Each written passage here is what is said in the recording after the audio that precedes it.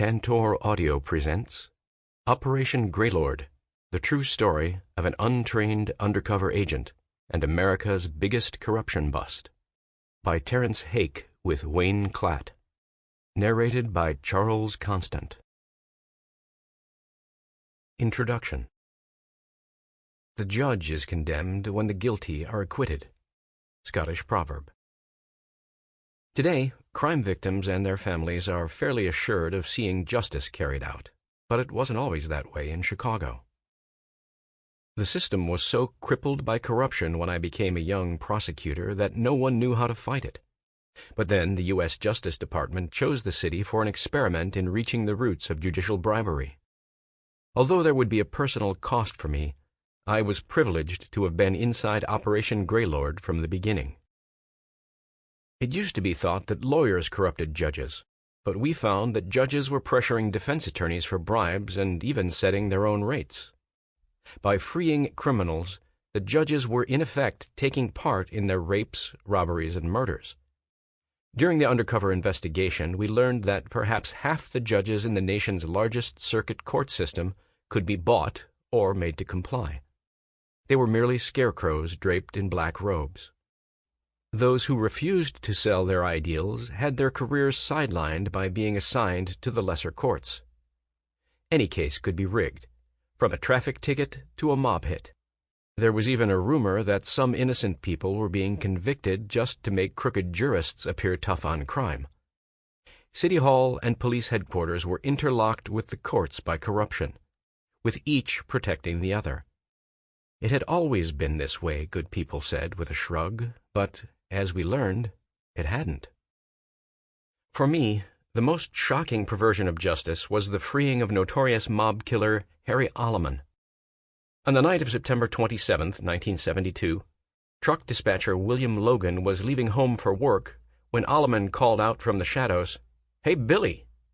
As Logan turned around, he was cut down by 3 shotgun blasts. A neighbor walking his dog saw the short, slender gunman heading for a car, and a woman talking on the phone glimpsed the man's face through a window. She shuddered because he looked so much like Alleman, whom she remembered from her old neighborhood. Law schools never prepare students for reality, and many honest prosecutors were quitting rather than either becoming tainted by the system or losing at every turn. I was just starting out in the state's attorney's office, known in some states as the district attorney's office, when experienced prosecutors practically danced in delight over Alleman's indictment, the first airtight case against a hitman in Murder City's bloody history. We thought it was the start of a new era. All of us were stunned when the judge ignored testimony and set Alleman free to kill again and again as the syndicate's boogeyman. Just the mention of his name made people keep quiet or pay their debts. Outfit leaders grew so arrogant that they shrugged off fairly new federal anti-racketeering laws as if nothing could touch them. And so the Justice Department decided to make Chicago a test case for an experiment, a coordinated counter-offensive using wiretaps and moles in several capacities. No single person was involved in every aspect of what became the longest and most successful undercover operation in FBI history. I was involved in the criminal courts aspect. It began in 1980 when I was a 28-year-old prosecutor, just 3 years out of law school. I complained to my mentor in the state's attorney's office about the case fixing in the murder, rape, and child molestation court in Chicago. I was ready to quit in disgust, because these were the most serious cases in our criminal justice system. My mentor decided to forward my complaint to the state's attorney and his special prosecutions unit, coincidentally as the federal government was planning its experimental investigation. When the Justice Department decided to take the state's attorney into its plans, my name came up as a person the FBI might want to talk with. No one knew at the time how massive Operation Greylord would become, leading to an overhaul of the entire system, as well as 3 suicides and more than 70 indictments. I spent 3 years passing myself off first as a crooked prosecutor and then as a fixer, a defense lawyer with connections to certain judges. But when I served as a defense attorney, all my clients were undercover FBI agents who had faked minor crimes so that they might appear before targeted judges.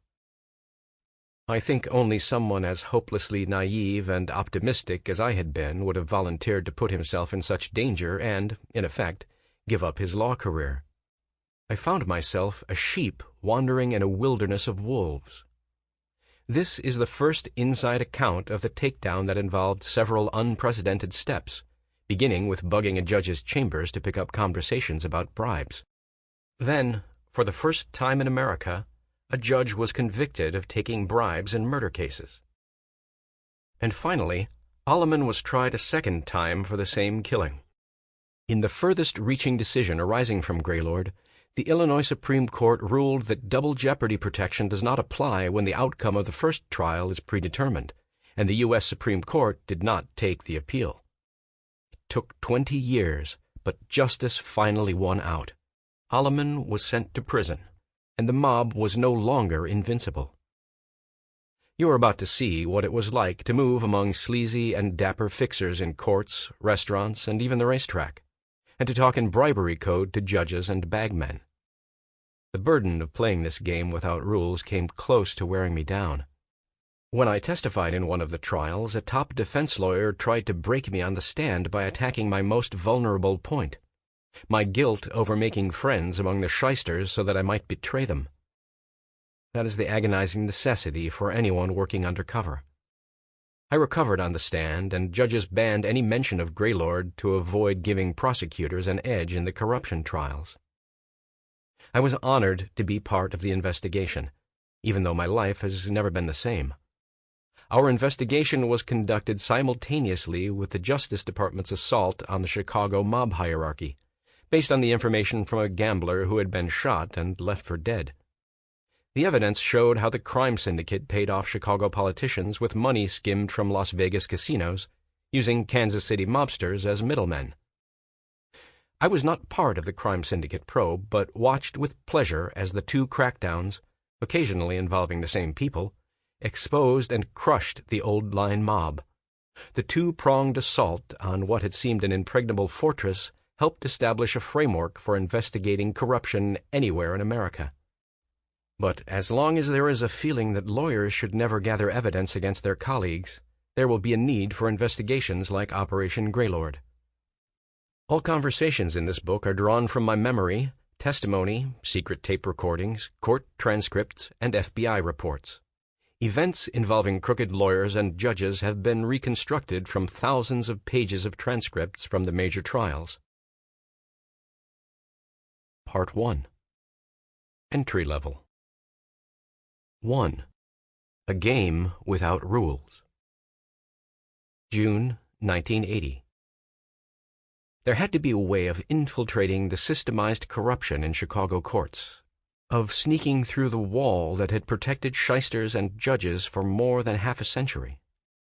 In the early 1970s, 3 people in the New York City District Attorney's Office were convicted of taking $15,000 to quash a weapons charge against an undercover agent posing as a street criminal. But the evidence had been gathered by having agents commit perjury before a grand jury and judges. A shocked appeals court sided with the defense and held that the investigators had allowed their contempt for bribers to spill over into disdain for all participants in the system. The Justice Department realized that any future investigation of corruption in the United States would have to work within the integrity of the system as a whole, and that meant never tape recording in courtrooms and grand jury chambers. It absolutely needed a mole, like me. But I had gotten nowhere despite weeks of trial and error. The Justice Department had shown me a list of people almost certainly on the take, and narcotics court judge Wayne Olson was one of the most notorious for taking bribes in drug arrests. Although murder is worse than drug peddling, most killers don't have the connections and money that cocaine dealers have. Bug-eyed Olson had been canny enough to protect himself from investigations for years, yet I had to get evidence against him if I was to reach any more important judges. Knowing Olson's volatility, in a fit of temper he had once accidentally killed a man, the chief judge of the criminal courts kept him in the lowly job of deciding whether evidence in hundreds of drug arrests was strong enough for trial. This allowed Olson to arrange regular payoffs from defense attorneys, who sometimes even stood in line to pay. Sample complete. Ready to continue?